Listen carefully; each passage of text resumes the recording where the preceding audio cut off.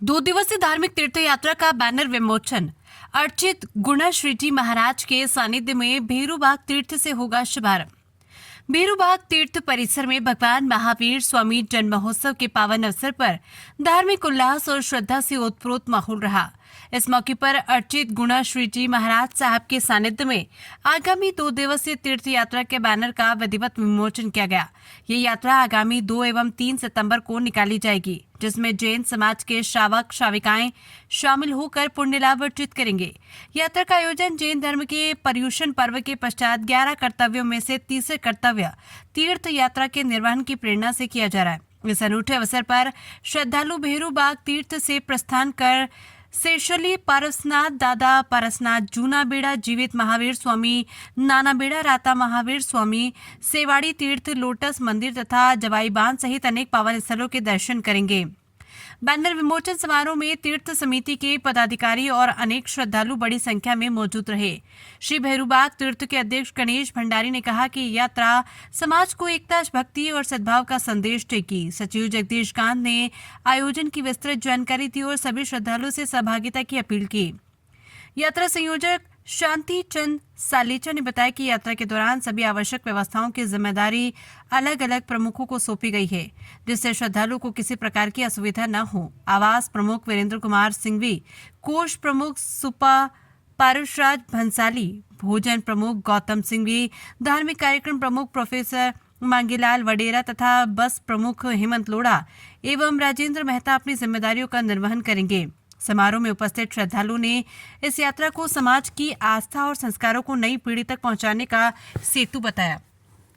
अर्चित गुणाश्री जी महाराज साहब ने भी अपने मंगल प्रवचन में कहा कि तीर्थ यात्रा आत्मिक शुद्धि और जीवन को धर्ममय बनाने का महत्वपूर्ण माध्यम है।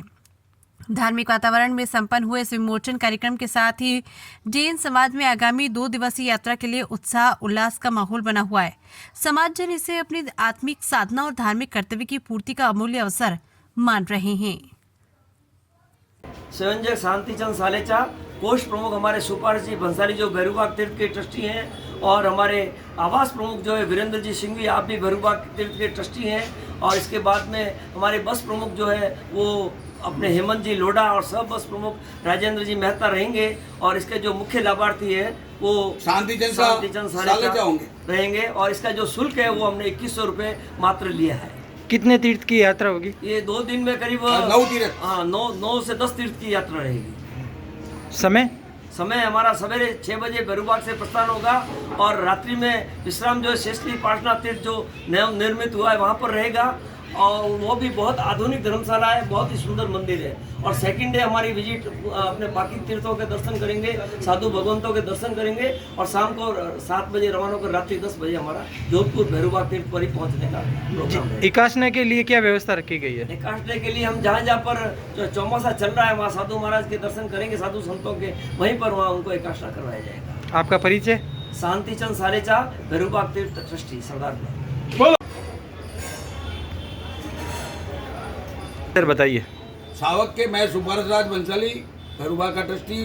सावक के 5 कर्तव्य में से तीसरा कर्तव्य चैत्य परिपाटी धार्मिक तीर्थ यात्रा, ये पर्युषणों के बाद में अवश्य जाना चाहिए। इसके लिए हमने ये यात्रा निकाली है। मधु महाराज के जन्म दिवस के उपलक्ष्य में वहाँ प्रवचन सुन के और स्वामी विचल का लाभ लेके फिर हम आगे राता मावली जाएंगे। भावना सावक के जो 11 नियम होते हैं उसमें से तीसरा नियम जैन दर्शन के होते हैं, तीर्थ यात्रा के होते हैं। वैसे तीर्थ यात्रा करवाते रहते हैं, लेकिन इस बार महाराज साहब ने फरमाया कि संवत्सरी के पश्चात आपको तीर्थ यात्रा करनी चाहिए, इसलिए हम सब लोगों का ये भावना जागी। वैसे हमने पहले इससे तैयारी कर रखी थी, लेकिन महाराज साहब के कहने के बाद में हमारे दिल में एकदम भावना रही कि संवत्सरी के तुरंत पश्चात हमको तीर्थ यात्रा करनी चाहिए। इसका उद्देश्य बताइए। इसका उद्देश्य सब जगह दर्शन करना, साधु संतों का आशीर्वाद लेना, ये मुख्य उद्देश्य है इसका। तीर्थ यात्रा करने के बाद में अपने भाव कैसे जागरूक होंगे? तीर्थ यात्रा करने के बाद में आदमी को भगवान के दर्शन करते हैं तो एक शांति का एहसास होता है, वो भावना उसमें रहेगी। वहाँ पे वो हर जगह नहीं मिलता।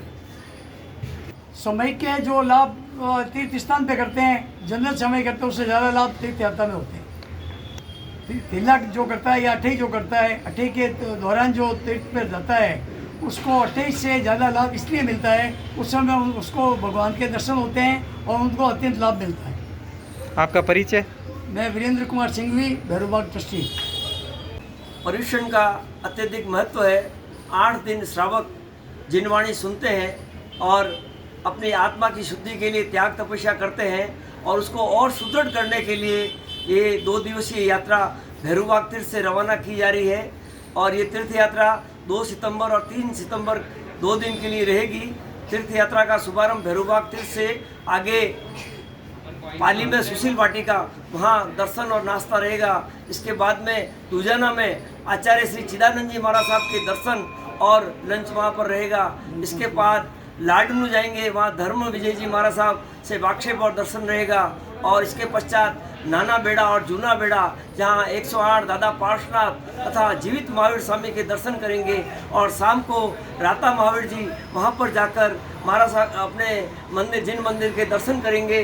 बहुत ही प्राचीन तीर्थ है। और इसके पश्चात रात्रि में शेषली पार्श्वधाम, वहाँ पर विश्राम रहेगा। शेषली पार्श्वनाथ तीर्थ जो है वो बहुत ही शानदार तीर्थ बना है और ये करीब 18 करोड़ की लागत से बनाया गया है। और इसमें उड़ीसा के कारीगरों द्वारा उत्कृष्ट शैली से ये मंदिर बनाया गया है। वहाँ पर रात्रि विश्राम तथा सवेरे सेवा पूजा रहेगी और नाश्ता करेंगे। वहाँ से शिवाड़ी तीर्थ के लिए रवाना होंगे। वहाँ प्रेमा जी महाराज साहब के दर्शन होंगे और उनका व्याख्यान और मांगलिक सुनेंगे। इसके बाद लंच भी वहीं रहेगा। तत्पश्चात हम जवाई बांध का भ्रमण करेंगे, वहाँ से लोटस मंदिर के दर्शन करेंगे और लोटस मंदिर के दर्शन के बाद हम बिरामी ढाणी जाएंगे शाम को। वहाँ पर दर्शन और भोजन होगा और शाम को 7 बजे वहाँ से प्रस्थान कर रात्रि 10 बजे करीब जोधपुर पहुँचेंगे। ये हमारी 2 दिवसीय यात्रा रहेगी। यात्रा जिन शासन देव की जय। यात्रा का मुख्य अतिथि कौन रहेगा? यात्रा का जो मुख्य लाभार्थी है, मुख्य अतिथि तो अभी हमने तय नहीं किया है, अभी 1 दिन बाद में कर देंगे। ऐसे रखने का विचार भी नहीं है। मुख्य संयोजक शांतिचंद मुख्य संयोजक शांतिसा बोलो सालेचा, बोलो बोलो बोलो हाँ बोलो। शांतिसा सालेचा, मुख्य लाभार्थी कोष के लाभार्थी है, कोष जो संभालते हैं सुभाष राज बंसाली और आवास व्यवस्था वीरेंद्र कुमार सिंघवी। लाभार्थी बोल रहे सादर जय जिनेन्द्र। पर्वाधिराज पर्यूषण पर्व में दूसरे दिन श्रावक के 11 कर्तव्यों में वर्ष में एक बार यात्रा जरूर निकालनी चाहिए। उसी को ध्यान में रखते हुए, उसी उद्देश्य को लेकर भैरूबाग श्री संघ की तरफ से एक तीर्थ यात्रा 2 और 3 सितंबर को जा रही है। तीर्थ यात्रा में जाने से हमारे अनंत अनंत कर्मों का क्षय होता है, परमात्मा के दर्शन होते हैं और तीर्थ यात्रा करने से हम श्रावक का एक कर्तव्य भी पूरा कर लेते हैं।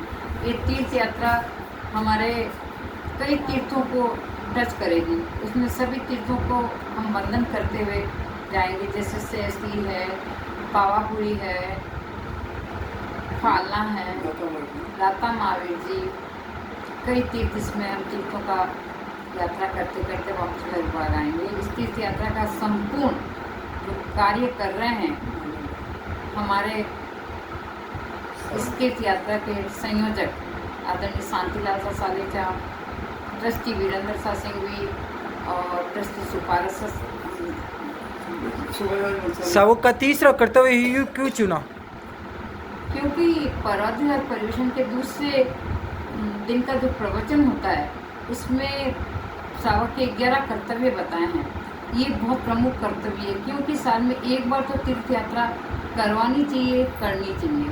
इससे हमारे अनंत अनंत कर्मों का क्षय होता है, इसलिए तीर्थ यात्रा करते हैं। तीर्थ यात्रा करने से हमारे भाव कैसे जागृत होते हैं? तीर्थ यात्रा करने से हमारे भाव, उत्तम भाव जागरूक होते हैं। हम परमात्मा के दर्शन करते हैं तो हमें लगता है कि इस परमात्मा को इनके हम छुएंगे तो हमें भी शायद इस पद तक पहुंचने का लाभ मिले। आपको कैसा महसूस होता है तीर्थ यात्रा करने के बाद में? बहुत आनंद आता है, बहुत आनंद है। सब सामूहिक रूप से जाते हैं, हंसते, परमात्मा की भक्ति करते हुए, रात्रि में भक्ति करते हैं, खाते पीते, कर्मों को काटते हुए हम तीर्थ यात्रा करते हैं। जैन धर्म में 6 कायों की जीवों की हिंसा ना हो और तो इसके लिए आपने विशेष 6 काय की हिंसा में इसका तो हम ध्यान रखते ही रखते हैं क्योंकि ये बात तो पक्की है कि यात्रा करेंगे तो 6 काय की हिंसा तो कहीं ना कहीं होगी। लेकिन फिर भी हम बचते बचाते कर्मों को काटने के लिए 6 का एक हिंसा भी नहीं करते हैं। अधिक से अधिक जैन धर्म में जुड़े जैन श्रावक, इसके लिए आपका क्या संदेश रहेगा? सभी श्रावकों के लिए यही संदेश रहेगा कि आजकल हमारे देश में जो भ्रष्टाचार न जाने कितनी बुराइयां व्याप्त कर गई है, अगर हम हमारा सबके प्रवचन वगैरह सुनते हैं तो ये बुराइयां को हम कम से कम करने का प्रयास करते हैं। तीर्थ यात्रा से कोई भी यात्री वंचित न रहे, इसलिए आपका क्या संदेश रहेगा? वैसे तो तीर्थ यात्रा से कोई भी वंचित नहीं रहना चाहिए, नहीं रहना चाहता है, लेकिन शारीरिक बीमारी हो, पारिवारिक कार्य हो तो शायद वो वंचित रह सकता है, पर वंचित रहना नहीं चाहिए। हमारा उद्देश्य इसमें यही होता है, जो आर्थिक रूप से संगत नहीं है वो अगर चलना चाहते हैं तो उनको भी हम हमारे साथ बोलते हैं। जो तीर्थ यात्रा में जो ये आपने मामूली शुल्क रखा है, इसमें आप स्वामी विवेकानंद भक्ति भी रखोगे और भक्ति भावना भी कराओगे, इसका उद्देश्य बताइए। इसका उद्देश्य ये है कि ये जो टोकन हमने लिया है इनसे, बाकी तीर्थ यात्रा में कई ऐसे भामाशाह महानुभव होते हैं जो अपनी तरफ से जैसे नौकाशी करा दी, अपनी तरफ से खाना करा दिया, अपनी तरफ से प्रभावना दे दी, तो इस वजह से इस नॉमिनल शुल्क में भी हमारा काम हो सकता है। इसमें कितने भामाशाह शामिल? अभी तक मुख्य भामाशाह है शांतिलाल सांगेचा, इन्होंने कहा है मैं किसी को नहीं लूँगा, मैं मेरी तरफ से बोलूँगा। सहयोग राशि के अलावा सहयोग राशि के अलावा जो देखिए, खर्च आएगा उसके अलावा। आपका परिचय? मैं मंजू सिंघवी, एंकर, और मेरा एजुकेशन है BSc LLB DCLM।